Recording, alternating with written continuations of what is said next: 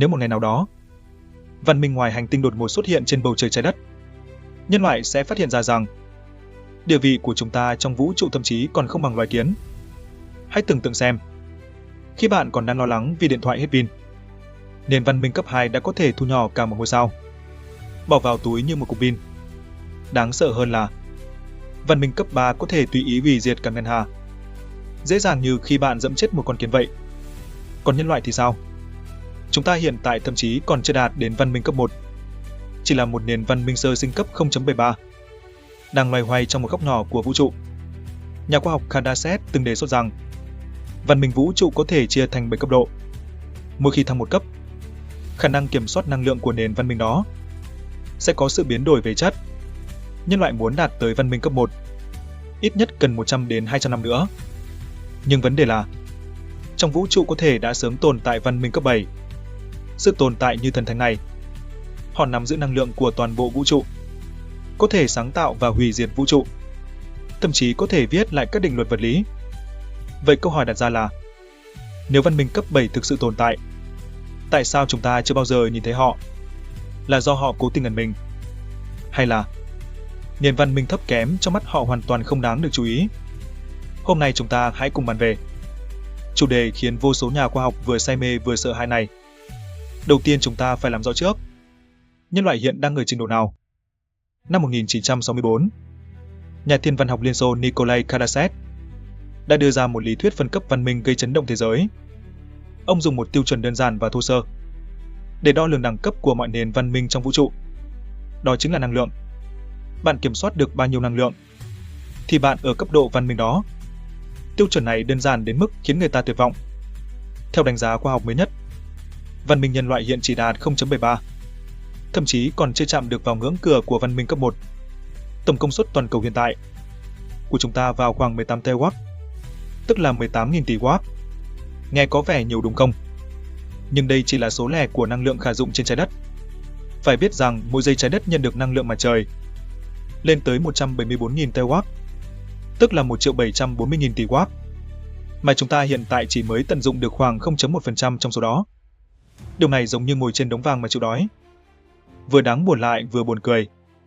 Tàn khốc hơn là, theo lý thuyết của Kardashev, mỗi khi cấp độ văn minh tăng thêm 0.1, năng lượng cần thiết sẽ tăng lên gấp 10 lần. Từ cấp 0.73 lên cấp 1, nhân loại cần tăng hiệu suất sử dụng năng lượng lên ít nhất 4 lần trở lên. Các nhà khoa học dự đoán, dù công nghệ của nhân loại phát triển với tốc độ hiện tại, chúng ta cũng cần ít nhất 100 đến 300 năm nữa mới có thể miễn cưỡng bước qua ngưỡng cửa văn minh cấp 1.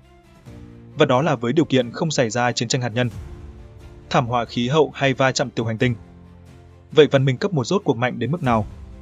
Văn minh cấp 1 còn được gọi là văn minh hành tinh. Văn minh ở cấp độ này có thể kiểm soát hoàn toàn mọi tài nguyên của hành tinh. Và năng lượng, nghe thì có vẻ rất ghê gớm, nhưng thực ra cũng chỉ là quản lý tốt ngôi nhà của mình mà thôi. Văn minh cấp 1 có thể tùy ý điều khiển thời tiết, khiến bão đổi hướng, khiến mưa lớn ngừng rơi, núi lửa muốn phun trào, xin lỗi, không cho phép, động đất muốn xảy ra, không có cửa đâu. Văn minh cấp 1 thậm chí có thể xây dựng thành phố dưới đáy biển, xây dựng trạm không gian bên ngoài bầu khí quyển. Toàn bộ hành tinh giống như khu vườn trong nhà của họ vậy. Quan trọng nhất là, văn minh cấp 1 đã thực hiện được phản ứng nhiệt hạch có kiểm soát. Điều này có nghĩa là năng lượng gần như vô tận. Không còn phải lo lắng về dầu mỏ, than đá hay những nhiên liệu hóa thạch này nữa. Muốn dùng bao nhiêu năng lượng thì dùng bấy nhiêu. Nhưng cho dù như vậy, văn minh cấp 1 vẫn bị giam cầm trên hành tinh của chính mình. Phạm vi hoạt động của họ nhiều nhất cũng chỉ mở rộng đến vài hành tinh lân cận. Đối với vũ trụ bao la mà nói, họ vẫn chỉ là ếch ngồi đáy giếng. Còn văn minh cấp 2 thì phá vỡ hoàn toàn giới hạn này. Văn minh cấp 2 còn gọi là văn minh hành tinh, ngôi sao. Họ không còn thỏa mãn với tài nguyên của một hành tinh nữa, mà chuyển ánh mắt sang ngôi sao chủ. Năm 1960, nhà vật lý học người Mỹ Freeman Dyson đã đưa ra một ý tưởng điên rồ: xây dựng một lớp vỏ cầu khổng lồ, bao bọc lấy toàn bộ ngôi sao, hấp thụ tất cả năng lượng mà nó giải phóng. Đây chính là thuyết quả cầu Dyson nổi tiếng. Nghe giống như tiểu thuyết khoa học viễn tưởng, nhưng từ góc độ vật lý học mà nói, điều này hoàn toàn khả thi. Một ngôi sao tương tự như mặt trời, năng lượng giải phóng mỗi giây lên tới 3.8 nhân 10 mũ 26W. Nếu có thể thu thập toàn bộ số năng lượng này, thì sẽ gấp 20 tỷ lần mức tiêu thụ năng lượng hiện tại của trái đất. Có được nhiều năng lượng như vậy, văn minh cấp 2 có thể làm gì? Họ có thể chế tạo ra những con tàu vũ trụ khổng lồ có khối lượng ngang tiểu hành tinh, có thể di chuyển với vận tốc gần bằng ánh sáng trong hệ sao, thậm chí có thể cải tạo quỹ đạo của hành tinh, sắp xếp lại cấu trúc của cả hệ thống sao. Khủng khiếp hơn là, văn minh cấp 2 đã bắt đầu nghiên cứu cách tận dụng lỗ đen và lỗ trắng. Họ có thể sẽ tạo ra các lỗ đen vi mô, làm động cơ cho du hành liên sao, hoặc tận dụng lực thủy triều của lỗ đen để thu được nguồn năng lượng gần như vô hạn. Nhưng văn minh cấp 2 vẫn có một giới hạn chí mạng. Đó chính là tốc độ ánh sáng. Cho dù tàu vũ trụ của họ có tốc độ tiệm cận ánh sáng, để xuyên qua toàn bộ dải ngân hà, cũng cần ít nhất 100.000 năm. Mà ngân hà chỉ là một trong 2.000 tỷ thiên hà trong vũ trụ mà thôi. Đây chính là lý do tại sao văn minh cấp 3 lại đáng sợ đến thế. Văn minh cấp 3 còn gọi là văn minh thiên hà. Nguồn năng lượng của họ không còn là một ngôi sao nữa, mà là cả một thiên hà. Trong ngân hà có hơn 200 tỷ ngôi sao. Nếu văn minh cấp 3 có thể tận dụng năng lượng của dù chỉ 1% số ngôi sao trong đó, thì đó cũng gấp hàng nghìn tỷ lần mức tiêu thụ năng lượng hiện tại của nhân loại. Sở hữu nguồn năng lượng khổng lồ như vậy, văn minh cấp 3 đã không còn bị giới hạn bởi tốc độ ánh sáng. Họ rất có thể đã nắm được công nghệ lỗ sâu, có thể thực hiện dịch chuyển tức thời. Giữa bất kỳ ngóc ngách nào của thiên hà, khoảng cách đối với họ đã mất đi ý nghĩa. Các nhà khoa học cho rằng, văn minh cấp 3 đã giải quyết triệt để mọi bài toán khó của khoa học sự sống. Họ có thể tùy ý cải tạo gen, kéo dài tuổi thọ tới hàng vạn năm hoặc lâu hơn nữa. Thậm chí có thể đã thực hiện được việc tải lên ý thức, chuyển đổi tư duy của mình thành dạng năng lượng thuần túy, từ đó đạt được sự bất tử theo một ý nghĩa nào đó. Điều gây chấn động hơn là, văn minh cấp 3 đã sở hữu khả năng tấn công giảm chiều Dimensional Strike. Còn nhớ, nhị hướng bạc mà Lưu Tử Hân miêu tả trong Tam Thể không? Loại vũ khí có thể biến không gian 3 chiều giảm xuống thành 2 chiều. Trong tay văn minh cấp 3, có thể đã trở thành vũ khí thông thường rồi. Theo lý thuyết ban đầu của Kardashev, văn minh cấp 3 đã là đỉnh cao phát triển của sự sống trí tuệ. Nhưng cùng với sự hiểu biết sâu sắc hơn của nhân loại về vũ trụ, các nhà khoa học nhận ra rằng con đường tiến hóa của văn minh không có điểm dừng. Văn minh cấp 4 đã vượt qua giới hạn tưởng tượng của chúng ta. Văn minh cấp 4 được gọi là văn minh vũ trụ. Phạm vi hoạt động của họ không còn giới hạn trong một thiên hà, mà là toàn bộ vũ trụ quan sát được. Điều này có nghĩa là gì? Đường kính vũ trụ quan sát được vào khoảng 93 tỷ năm ánh sáng, trong đó chứa ít nhất 2.000 tỷ thiên hà. Văn minh cấp 4 có thể tận dụng năng lượng của nhiều thiên hà. Họ có thể đã thiết lập mạng lưới truyền tải năng lượng liên thiên hà, thông qua một loại công nghệ nào đó mà chúng ta không thể hiểu nổi, để năng lượng từ cách xa hàng triệu năm ánh sáng được truyền tức thì đến nơi cần thiết. Các nhà khoa học suy đoán, văn minh cấp 4 rất có thể đã nắm giữ công nghệ thao túng thời không. Họ có thể tạo ra lỗ sâu, có thể bẻ cong không thời gian, thậm chí có thể tự do xuyên không giữa các dòng thời gian khác nhau. Quá khứ, hiện tại, tương lai, đối với họ chỉ là những tọa độ khác nhau mà thôi. Đáng sợ hơn là, văn minh cấp 4 có thể đã bắt đầu thử nghiệm viết lại các hằng số vật lý cơ bản của vũ trụ, ví dụ như tốc độ ánh sáng, hằng số hấp dẫn, hằng số Planck, vân vân.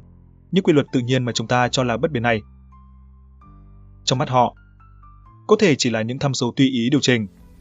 Hãy tưởng tượng, nếu một nền văn minh có thể tùy ý thay đổi tốc độ ánh sáng của một khu vực nào đó, khiến tốc độ ánh sáng trở nên vô hạn, hoặc khiến hằng số hấp dẫn trở về không, đó sẽ là năng lực khủng khiếp đến mức nào. Họ có thể dễ dàng hủy diệt bất kỳ văn minh cấp thấp nào, thậm chí có thể xóa sổ cả một thiên hà, đơn giản như chúng ta xóa một tệp tin trong máy tính vậy. Còn văn minh cấp 5 thì càng không thể tưởng tượng nổi. Văn minh cấp 5 được gọi là văn minh đa chiều. Họ đã phá vỡ giới hạn của không gian 3 chiều, có thể tự do hoạt động trong các chiều không gian cao hơn. Chúng ta sống trong không gian 3 chiều, chỉ có thể cảm nhận được 3 chiều dài, rộng cao. Nhưng theo lý thuyết dây, vũ trụ có thể tồn tại 10 thậm chí 11 chiều không gian. Văn minh cấp 5 có thể đi lại trong những không gian đa chiều này. Họ có thể nhìn thấy quá khứ và tương lai của chúng ta, có thể đồng thời tồn tại trong nhiều vũ trụ song song,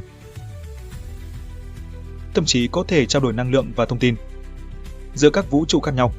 Các nhà khoa học cho rằng văn minh cấp 5 có thể đã không còn cần đến hình thái vật chất.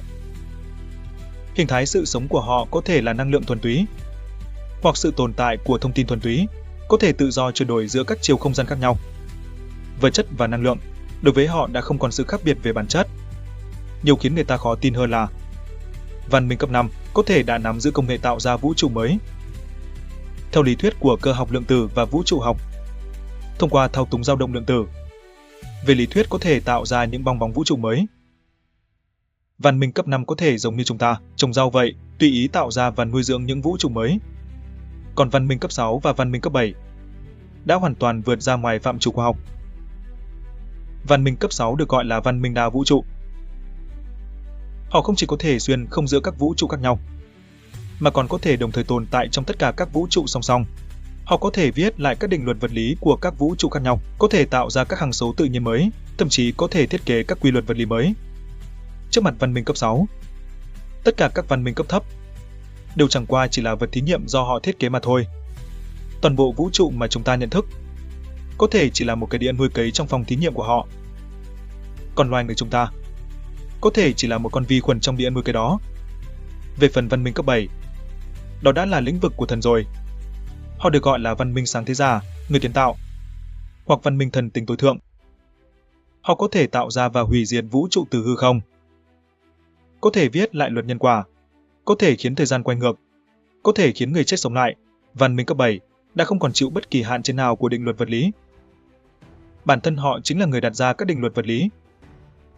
Ý chí của họ chính là quy tắc của vũ trụ. Tư tưởng của họ chính là bản chất của hiện thực. Trước mặt văn minh cấp 7, toàn bộ vũ trụ chỉ là một ý niệm trong ý thức của họ mà thôi. Nói đến đây, có thể bạn sẽ hỏi, nếu thực sự tồn tại những văn minh cao cấp này, tại sao chúng ta chưa bao giờ gặp họ? Tại sao vũ trụ lại tĩnh lặng đến thế? Đây chính là nghịch lý Fermi nổi tiếng. Năm 1950, nhà vật lý học Enrico Fermi đã đặt ra một câu hỏi đơn giản nhưng sâu sắc. Nếu trong vũ trụ tồn tại nhiều thiên hà và hành tinh đến thế, tại sao đến nay chúng ta vẫn chưa phát hiện bất kỳ dấu vết nào của văn minh ngoài hành tinh? Các nhà khoa học đã đưa ra nhiều lời giải thích. Có người cho rằng văn minh cao cấp có thể đã sớm phát hiện ra chúng ta, nhưng họ chọn cách không tiếp xúc với chúng ta, giống như chúng ta sẽ không đi giao tiếp với loài kiến vậy. Có người cho rằng trong vũ trụ có thể tồn tại một loại bộ lọc văn minh nào đó, khiến đại đa số các nền văn minh trước khi đạt đến giai đoạn cao cấp đã tự diệt vong rồi. Còn một khả năng đáng sợ hơn nữa, đó chính là thuyết khu rừng đen. Các văn minh cao cấp trong vũ trụ vì để bảo vệ chính mình sẽ chủ động che giấu sự tồn tại của bản thân, đồng thời sẽ không do dự tiêu diệt bất kỳ văn minh cấp thấp nào để lộ vị trí. Nếu lý thuyết này là thật, thì tất cả những gì nhân loại đang làm hiện nay, phát sóng vô tuyến, gửi tín hiệu, khám phá không gian, có thể đều là đang tự đào mồ chôn mình.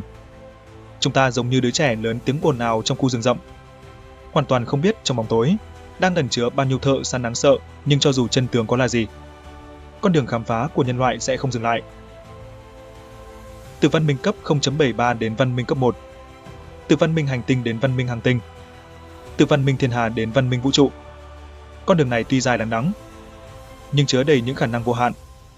Có lẽ vào một ngày nào đó trong tương lai, nhân loại cũng có thể trở thành nền văn minh đứng trên đỉnh cao của vũ trụ.